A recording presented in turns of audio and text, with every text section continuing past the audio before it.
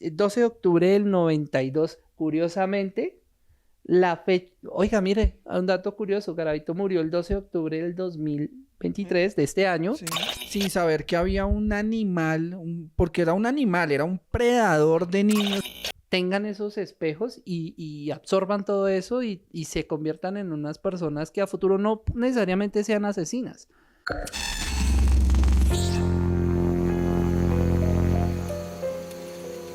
Buenas noches, buenas tardes, buenos días, bienvenidos a su podcast extradimensional. Estamos el día de hoy con el señor Pedro Zárate. Hola. Y con el señor Daniel tras cámaras, que lo saludamos acá, que siempre nos ayuda, un gran camarógrafo. Y el día de hoy vamos a tocar un tema un poco escabroso, un tema que a muchas personas les va a tocar fibras muy sensibles, y es el tema de uno de los asesinos más brutales que ha tenido nuestro país. El señor, no es el que están pensando, es el señor Luis Alfredo Garavito. Uno de los asesinos más terribles que ha tenido este país. Infanticida, ¿se dice así? ¿Infanticida? Sí. Asesino terrible. Bueno, fue uno de los asesinos seriales, y digo fue porque falleció. Puede estar en el cielo porque se arrepintió. No sabemos qué pase, no creo en eso. Pero este personaje, conocido como la Bestia, llamado así por todas las cosas que realizó, que lo que queremos con este podcast no es enaltecer lo que él hizo, sino es también una manera de recordar las víctimas y de sí, o sea, de que esto no se puede volver a repetir en una sociedad. Esto no se puede repetir de ninguna manera. Luis Alfredo Garavito, como lo decía David, es uno de los asesinos, de los mayores asesinos seriales, porque este man duró más o menos 7 años en una conducta de que no solo violaba y torturaba, sino que asesinaba a sus víctimas. Y vamos a hablar de este personaje que está en tendencia porque pues hace poco falleció. Se dice, él contaba que eran más o menos, se sabe, ¿no? Nadie sabe exactamente, solo él, cuántas víctimas fueron. Él hablaba de más o menos 250, sin saber si hubieran sido más, que puede que hubieran sido más. Él estuvo sentenciado por más de 172. Fueron las que se comprobaron, de las cuales 140 fueron sentenciadas y de las cuales por eso se hizo como todo el proceso. Sí. Pero vamos, antes de hablar de esto, vamos a empezar también a entender cómo fue que este personaje se convirtió en la bestia. Sí, ¿de dónde nace? ¿No? ¿De dónde nace? Garavito nació el 25 de enero del 57 en Génova, en el Quindío. Nació en una familia humilde, con una conducta bastante violenta y agresiva por parte del padre, que se llamaba Manuel Garavito. Manuel Garavito fue un personaje que estaba inmerso en la violencia de la época. Sí, él dice, por palabras del mismo Garavito, que era una persona alcohólica y agresiva. Garavito también dice que cada vez que escuchaban que la puerta de su casa golpeaba de manera fuerte era porque el papá venía ebrio y ese día iba a haber violencia en su casa. Lo iban a agredir a él o a su mamá. O bueno, el tipo tenía una conducta completamente agresiva, zafada. Sí. Aparte de que pues en un principio la violencia era completamente con la mamá, ¿no? Con Rosadelia Cubillos. Una señora humilde, una señora que pues dentro de todo lo que podía hacer trataba de criar a sus hijos. Fueron 7, él era el mayor de los 7. Eran 3 hombres, 3 mujeres. Él era el mayor y él era el que pues en un principio evitaba que el padre los golpeara. ¿Por qué? Porque pues Garavito tenía, el Garavito padre tenía una conducta bastante agresiva. Sí, también se dice que en una ocasión Garavito intentó defender a su mamá de una agresión por parte de su papá. O sea, dicho todo esto, es dicho por palabras de entrevistas del mismo Garavito. Y después de esto el man tuvo como una represalia contra él fuertísima, ¿no? Sí, aparte que bueno, tenemos un primer antecedente que es una familia disfuncional, Violenta, en donde hay un canal o un conducto que es el alcohol, que también hace que las personas tengan este tipo de conductas irracionales. ¿Listo? También pasa que Garavito creció en una familia humilde. Él en su escuela era una persona introvertida, una persona que no le gustaba socializar, le costaba socializar, y producto de eso también sucedía que los compañeros de escuela eran bastante violentos, lo maltrataban. Entonces este personaje empezó a tener una conducta difícil. Sí, aparte también él decía que habían conductas extrañas por parte de su papá, que el papá y él dormían juntos, y que ahí empezaron los primeros acercamientos, digamos, de abuso como tal, de abuso hacia parte de él, donde el papá lo tocaba y bueno, se sobrepasaba con él, siendo un niño, aparte siendo su papá, siendo su figura paterna, o sea, terrible. Aparte que pues bueno, estas conductas también se generaban producto del alcoholismo del hombre. O sea, lo que habla Garavito es que él no tenía presente si el papá lo hacía de manera consciente o producto de su estado de alicoramiento. Garavito empieza a tener también un tema, y es que él desde muy pequeño sentía atracción por el género masculino.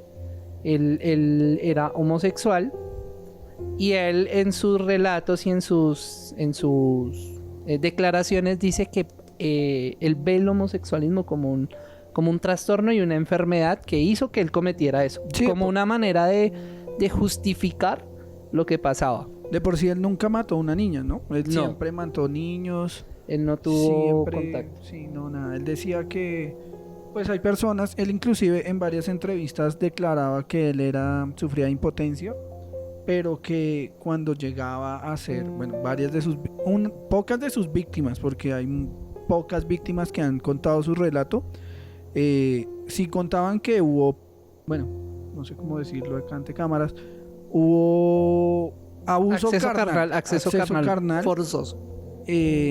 Entonces no era tan impotente como él decía, ¿no? Sí, fue una manera como de justificar. Lo que pasa es que dentro de la mente criminal de él había muchas maneras de camuflaje. Hubo un detonante en la vida de Garavito, que lo que realmente hizo que él se convirtiera en un victimario y no más en una víctima fue el acceso carnal forzoso por parte de uno de los amigos del papá, que era el boticario, era como sí, el que daba las hierbas y sí, como una droguería. Como una droguería, de alguna manera, y yerbatero, por decirlo así. Aparte que él decía que el papá cobraba, ¿no? Como que era como su intermediario y lo vendía a su amigo para que él cometiera atrocidades con él. Todo esto que estamos diciendo lo recopilamos de entrevistas, de información que existe sobre él. Digamos, la única verdad la tenía Garavito. Sí. No se puede comprobar si es así o si de pronto él estaba creando en su cabeza, porque pues también se sabe que Garavito era una persona muy camaleónica y que tenía múltiples personalidades. No podemos afirmar de que esto no fuera una historia de pronto ficticia inventada. También. Sí. Pues ahí también en esto que estás diciendo también están los testimonios de hermanos y familiares de Garavito, donde confirman que sí él tuvo ese acceso carnal forzoso, que fue bastante terrible y visceral, porque como les digo, no estamos justificando nada de lo que hizo Garavito, sí, porque una persona que fue víctima de violación o víctima de un acceso carnal forzoso no se convierte en un asesino. pero fue uno de los detonantes. Exacto, para él. Este personaje pasó por muchas situaciones difíciles en ese momento. Fue torturado, fue quemado por velas, le mordía los genitales, lo chuzaba con un cuchillo, Sí. y le decía que si él lo acusaba con el papá o con la mamá, iba a matar a toda la familia. Que también era un poco el modus operandi de Garavito después, ¿no? Como que adoptó esa modus operandi que tenía este tipo y hacía lo mismo con sus víctimas. O sea, él torturaba, él mordía, él lastimaba con cuchillos.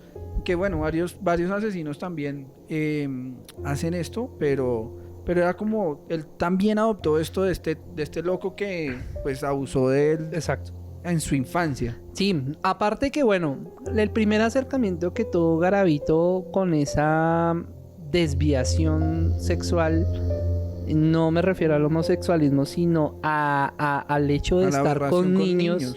Exacto, fue con sus hermanos. Él los hacía desvestir y los tocaba.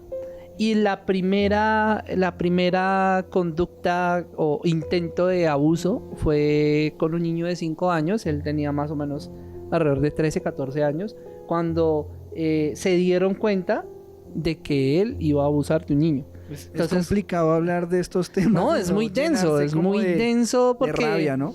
Sí. A mí me parece interesante de esto es...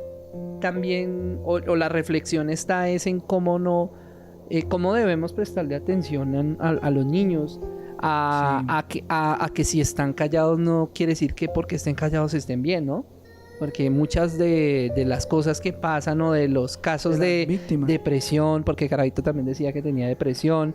Garavito a los 20 años fue a un psicólogo a decir, estoy loco, tengo estas conductas, y le dijeron, no, usted no tiene nada, fresco. El sistema de salud colombiano. Exacto. Y también fue producto, él lo dice en muchas entrevistas, en las pocas entrevistas que tienen, él dice que si a él lo hubieran atendido, él hubiera podido de alguna manera arreglar su mente, ¿no?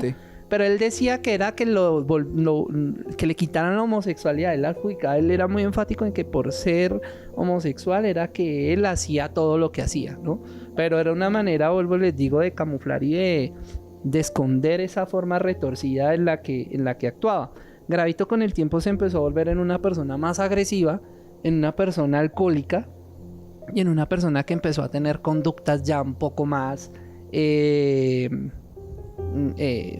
difíciles o complicadas, que hicieron que él empezara a buscar niños con características o edad entre los 10 y los 12 años, que fue la edad en donde él empezó a tener ese tipo de problemas, y empezó a violar. En un principio él era un violador y era un pederasta, no era asesino. Ahora que me acuerdo a su merced que habla de la conducta alcohólica, recuerdo en archivos de video que de toda la investigación, de toda la vaina de Garavito, que él siempre tomaba el mismo licor. No tengo el nombre ahorita. Aguardiente, era un aguardiente en especial. De hecho, por eso fue que llegaron a encontrarlo. Porque él cuando encontraban el espacio donde él había cometido el crimen, siempre estaba presente botellas vacías de este aguardiente.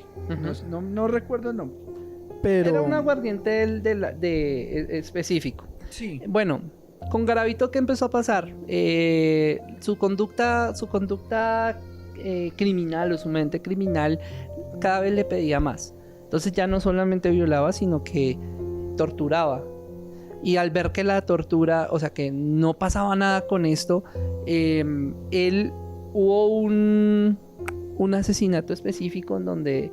o una fecha específica que fue el 12 de octubre del 92. Curiosamente, la fecha... Oiga, mire, un dato curioso. Garavito murió el 12 de octubre del 2023, de este año. Sí. Y el 12 de octubre del 92 fue el día que cometió su primer asesinato en Jamundí. Relatado por él. Ve, qué loco. No me había dado cuenta, me acabo de dar cuenta por la fecha. En ese momento, cuando Garavito toma la decisión de dejar de ser un monstruo y convertirse en una bestia, fue en esa fecha porque fue el primer asesinato que él cometió. Sí, porque él antes no asesinaba a los niños, ¿no? Él No. los violaba, los torturaba, pero los dejaba ir, o sea, era terrible. No, es que es bastante pues enfermizo esto. Este personaje Garavito duró en esa conducta 7 años. O sea, imagínese 7 años usted moviéndose por el Tolima, por Caldas, por Quindío, por Risaralda, por toda la zona del valle.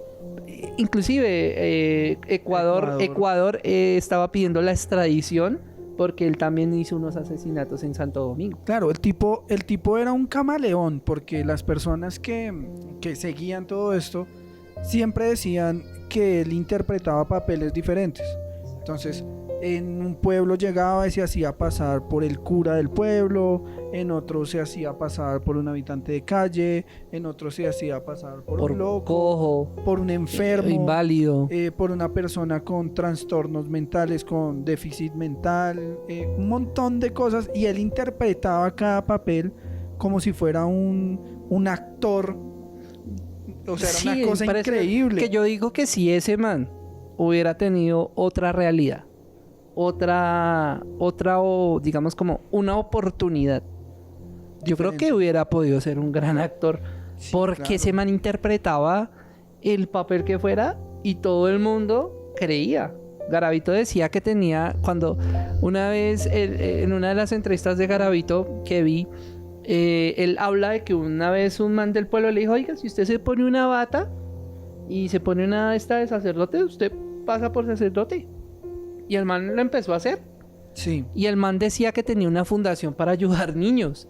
Y le sacaba plata a la gente, les sacaba dinero, avalando de que era de una fundación y que él era un sacerdote que cuidaba a los niños y no sé qué, Y con esas investiduras vamos a empezar a hablar, o sea, del modus operandi del man. O sea, el man, aparte de que era camaleónico, aparte de que era una persona que se camuflaba y que pasaba invisible en cualquier ciudad, este man tenía una conducta manipuladora.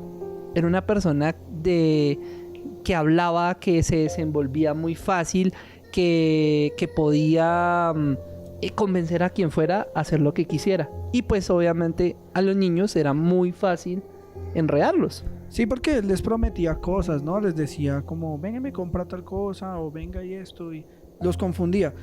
Hay personas, digamos, creo que hay un sobreviviente que dice que a él sí lo atacó de manera violenta, o sea, agresiva. Llegó con una macheta, lo amenazó y se lo llevó, abusó de él y lo dejó libre. Entonces, podemos decir también que Garavito, su modus operandi de manipulador, ya lo fue depurando con los años. Lo fue construyendo porque, como le digo, él fue creando una serie de conductas y dándose cuenta de que o sea, desde lo agresivo no iba a ser difícil.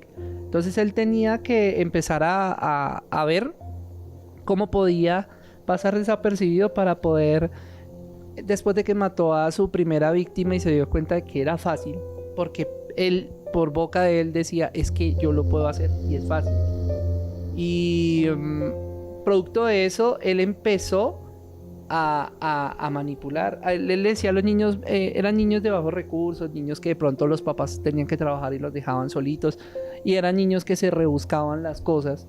Entonces ellos, ¿qué hacían? Le decía: venga, ayúdeme, necesito que me ayude a traer unos costales, o que me ayude a llevar una mercancía o traer una mercancía, y yo le pago 10,000 pesos.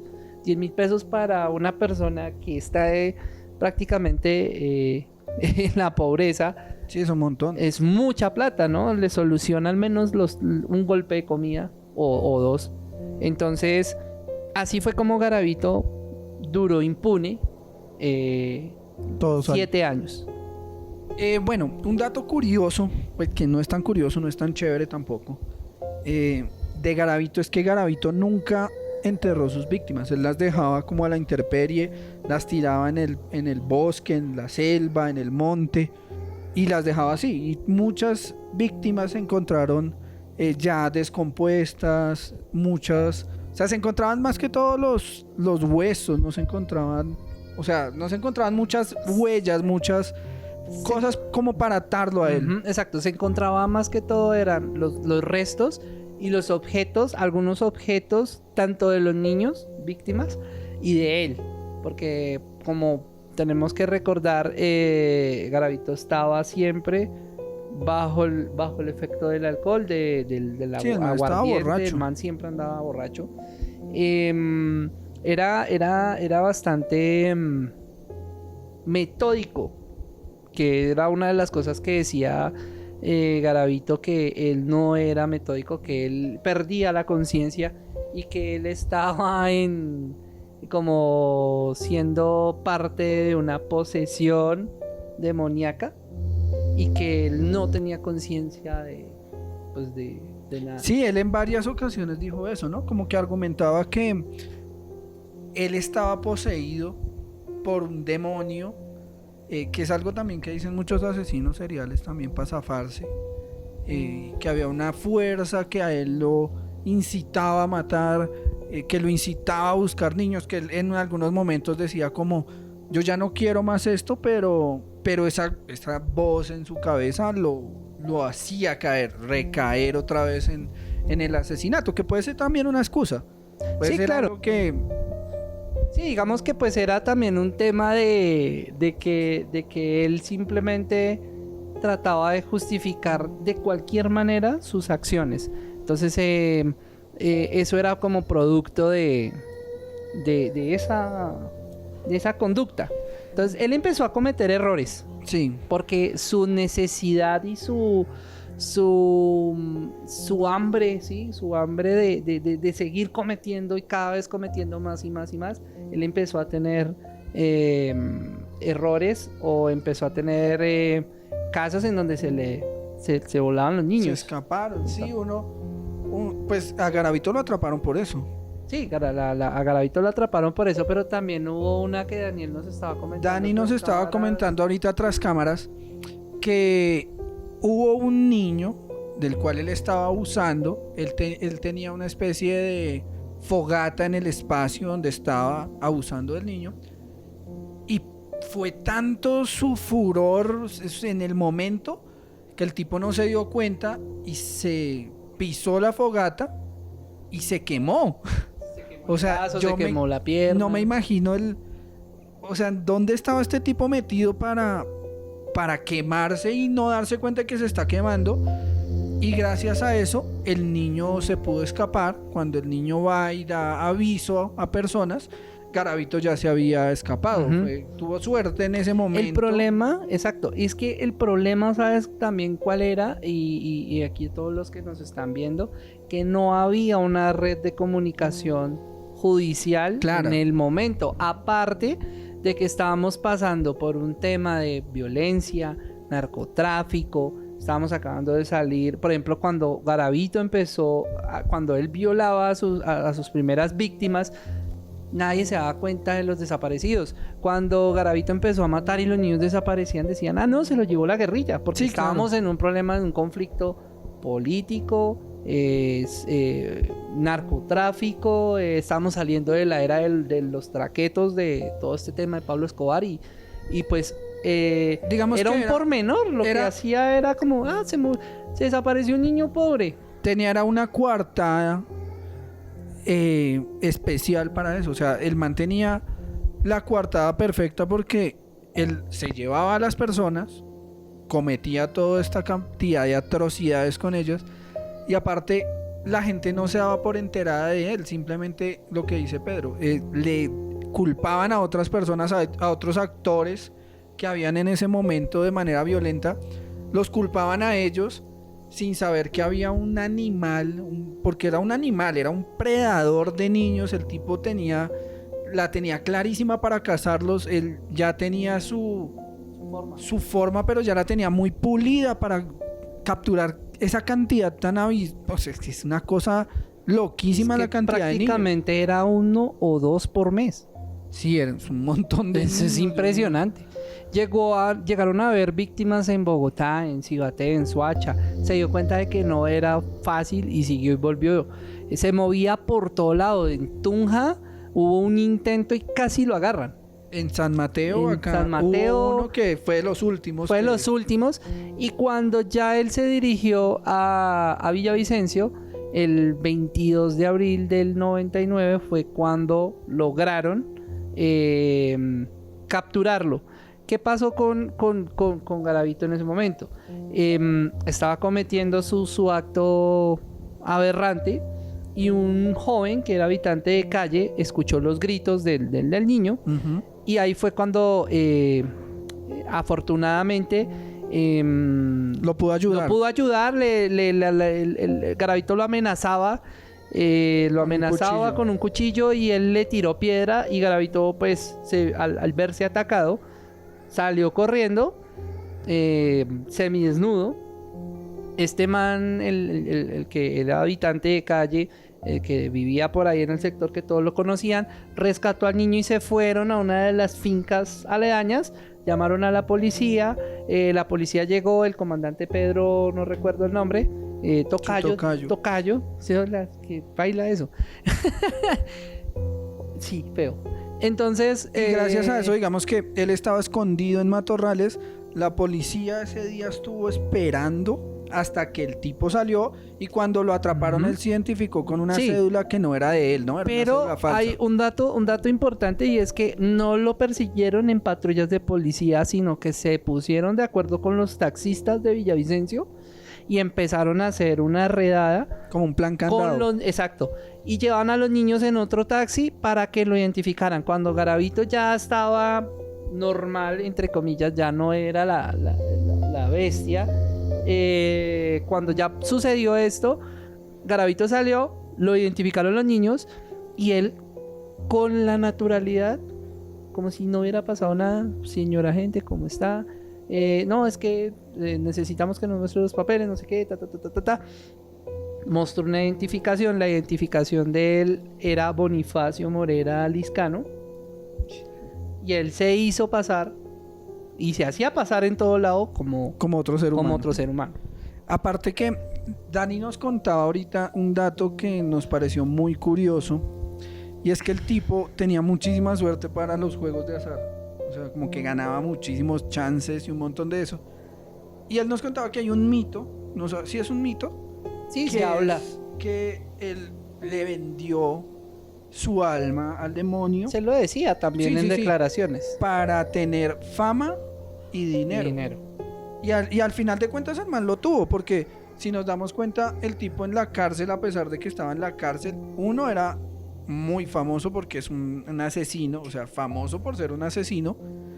Y dos, el tipo, o sea, prácticamente la cárcel estaba a disposición de él. Él no podía salir si no estaba solo, tenía su propio chef. O sea, a pesar de que era un espacio donde pues se supone que él iba a purgar todas las vainas atroces que hizo, el tipo también estaba disfrutando de unos beneficios que no tiene casi nadie. Un chef privado para él, un patio para él solo, porque obviamente no, o sea, la excusa era que si a él lo sacaban en el patio y estaba solo, los demás reos lo iban a matar. Y realmente era cierto. Realidad. Garavito estuvo 24 años, de los cuales más de 15 años, 16, estuvo en la Tramacúa, que es una de las cárceles de alta seguridad del país, y estaba en un patio no solo, pero sí aislado de... Pero muy poca gente. Estaba Monstruo de los Cañaduzales, estaba este man, el Zamboní, el que mató a Juliana, están en ese pabellón. ¿Qué pasó con Garavito cuando él entró? Por testimonio de él en otra entrevista, él dice que nunca había sentido tanto terror y tanto miedo como ese día. ¿Por qué? Porque la gente, cuando se enteró de que llevaban a Garavito para allá, para la Tramacúa, dijeron, no, aquí el man sintió miedo. Realmente él sintió terror. Dijo como, uy, que, o sea, trataron de cavar, trataron de tumbar y no pudieron. Algo curioso que se puede ver, digamos, con respecto a lo que tú decías de que los compañeros de celda de Garavito, es que uno de los compañeros de patio, de cárcel, el famoso monstruo de los cañaduzales, era un asesino que tenía un modus operandi parecido al de Garavito. Entonces era un personaje que se simulaba ser un vendedor de helados, vulnerable, una persona débil, raptaba niños. Gracias a esto de vender helados, los llevaba, los raptaba, los llevaba hasta los cañaduzales, los asesinaba y los dejaba tirados en los cañaduzales. Entonces, obviamente, como estas plantaciones duraban tantos meses, cuando iban a quitarlas, encontraban los cadáveres. Garavito fue partícipe en la captura del monstruo de los cañaduzales. Él ayudó en el rastreo. O sea, él ayudó en toda la investigación diciendo como esta persona tiene un modus operandi parecido al mío, entonces debe tener algo de los niños. Se dieron cuenta de que este personaje guardaba ropa interior de los niños cuando fueron a investigarlo. Se dieron cuenta que era una persona que simulaba ser alguien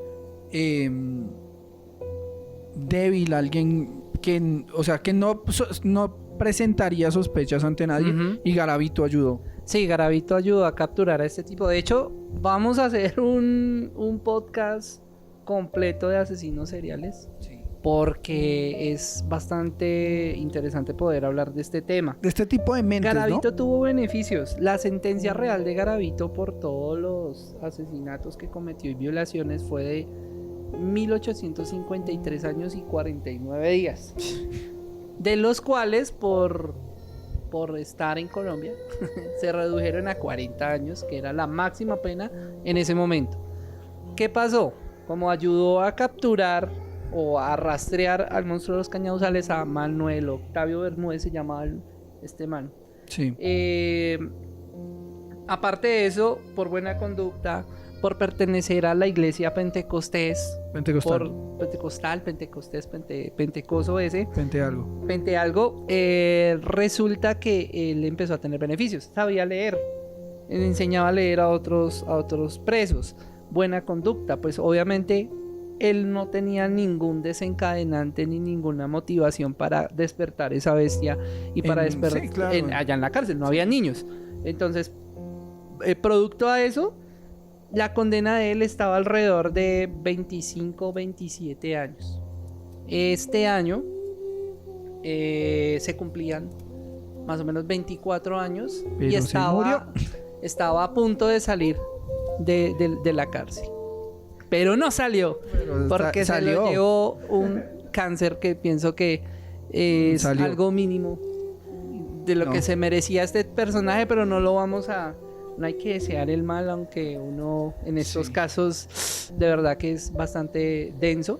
A Garavito le diagnosticaron un cáncer, una leucemia y un cáncer ocular que fue deteriorando su salud poco a poco. Oiga, rarísimo eso, ¿no? Que le dio un cáncer en... Ajá, él tenía una verruga. ¿Se acuerdan la primera entrevista a la que le hizo Pirri? Él tenía una verruga. En la del 2017 que le hizo el español, ya el ojo lo tenía un poco cerrado y ya sabía que había un... Cáncer. No, que tenía un bueno, ¿cómo se llama? Tenía sí, como una vaina, pero no sabía que era cáncer. Garavito realmente se dio cuenta del cáncer en el 2020. Le diagnosticaron ya la leucemia y ya le dijeron, ya usted está en un estado de deterioramiento. Hay un dato curioso que de Garavito. Garavito tuvo esposa y tuvo un hijo. Sí. Y el hijo era adoptado, no era él directamente, y no tuvo nunca relaciones sexuales con la esposa, pero lo acobijó y jamás le pasó algo al niño, o sea a su hijo. Al hijo adoptivo nunca le hizo nada.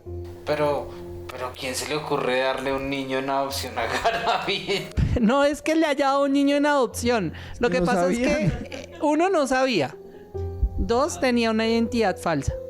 ¿Sí? 3, él le ayudó a ella.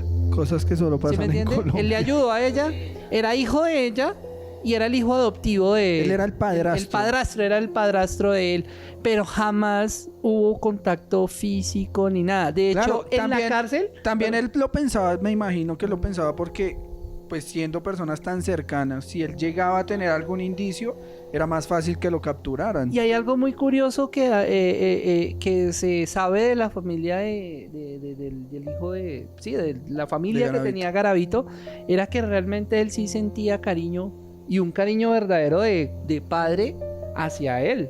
Lo ayudaba y le decía yo con usted, porque él siempre se declaró impotente. Decía, yo no puedo tener relaciones con usted, pero yo les voy a ayudar. Y hasta el final les ayudó. Cuando al hijo de Garavito, lo mataron, al hijo adoptivo. Hubo un problema, no se sabe realmente qué sucedió, pero en las declaraciones de estos personajes que le van a hacer la última entrevista, ellos hablan de que cuando hablaron con Garavito, el man lloraba y dijo que por primera vez había entendido el dolor de un padre de perder un hijo, que en ese momento él había sentido el arrepentimiento y el dolor. Un poco tarde. Un poco tarde. Claro, también, o sea, pero pues quería hacer esa anotación, ese dato curioso, porque sí es bastante, imagínense ustedes convivir con una persona que ha asesinado, torturado a más de 150 niños. Claro que imaginemos también la capacidad que tenía este tipo de mentir, que pudo convivir con una persona, que pudo tener un hijo, que pudo guardar ese animal que llevaba por dentro, porque me imagino que Garavito era una persona que cada vez que veía a un niño se lo quería depredar, y guardar eso, o sea, la capacidad de lo que hablábamos ahorita, de camuflaje de este man. Sí, que era una cosa loca. O sea, es algo muy... es denso. Este tema es bastante denso. Sí. Lo importante, digamos, es que ya se murió. Que ya, de verdad... Cosa positiva. O sea, yo creo que haciendo un análisis, él al haber salido no hubiera podido hacer mucho, porque el cáncer lo tenía ya bastante deteriorado, ya estaba muy en una etapa terminal. Y hay una característica de los asesinos seriales y de los depredadores, es que no pueden instrumentalizar a otra persona. O sea, ellos tienen que depredar, ellos tienen que cazar y hacerlo. Entonces, por sus limitaciones físicas y su enfermedad, hubiese sido muy difícil que hubiera hecho algo, y también pues que no creo que hubiera sobrevivido más de un día, unas horas en libertad, porque sí, ya también estaba cuadrado eso. Hay otro dato curioso de este tema, ya para ir cerrando. Dato curioso no.